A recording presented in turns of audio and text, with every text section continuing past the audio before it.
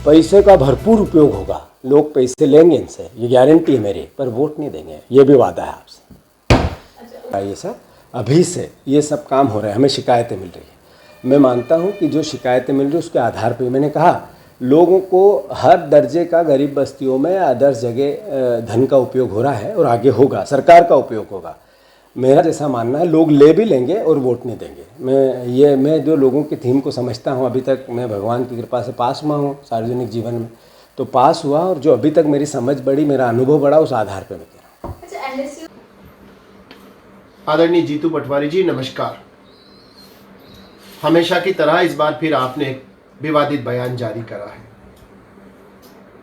इस प्रकार का राजनीतिक दुस्साहस आपकी राजनीतिक कार्यशैली का अभिन्न अंग है और मुझे कभी भी आपके बयानों पर आश्चर्य नहीं होता है, हमेशा दुख होता है, पीड़ा होती है और वेदना होती है। एक जिम्मेदार जनप्रतिनिधि किस तरह की गैर जिम्मेदार भाषा बोल सकता है और किस सीमा तक बोल सकता है, वो आपको देखकर समझा जा सकता है। आज आपका ये जो नया बयान मुझे देखने में और सुनने में आया, ये बहुत पीड़ादायी है। आपने कहा है कि मैं राजनीतिक तौर से हमेशा पास हुआ हूं, ये मेरा सौभाग्य है। इसके लिए आपको मैं बधाई देता हूं, धन्यवाद देता हूं और परमपिता परमेश्वर से प्रार्थना करता हूं कि आप राजनीतिक क्षेत्र में हमेशा पास होते रहे। पर राजनीतिक क्षेत्र में मेरिट के साथ पास होने की लालसा में आप सीमाएं लांघ जाते हैं। आज का आपका ये जो बयान है, ये मतदाताओं का सीधा सीधा अपमान है। ये गरीब और निर्धन वर्ग का उपहास है। आपने गरीब मतदाता को बेईमान बोला है। आपके बयान का आशय यह है कि गरीब वर्ग का जो मतदाता है वो बिकाऊ है। आपके बयान का अभिप्राय यह है कि गरीब बस्तियों में रहने वाला जो मेहनत का परिश्रमी व्यक्ति है, दलित समाज का व्यक्ति है, वंचित व्यक्ति है, वो बिकाऊ है। आप ये कहना चाहते हैं कि पैसे के आधार पर गरीब लोगों को, मतदाताओं को खरीदा जा सकता है।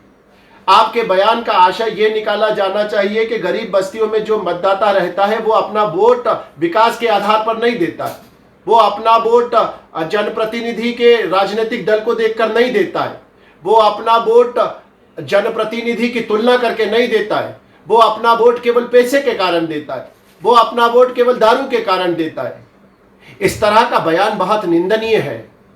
ये मतादेश का अपमान है, ये जनादेश का अपमान है। और लोकतंत्र के अंदर जो निर्णायक होता है वो होता है मतदाता, वो मुल्क का मालिक है।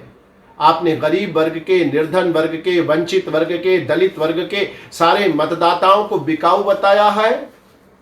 ये बहुत निंदनीय है और मैं आपसे निवेदन करता हूं, ये मेरा कोई बयान राजनीतिक बयान नहीं है मित्र। मैं आपसे आग्रह करता हूं कि इस बयान के लिए आप अविलंब माफी मांगिए।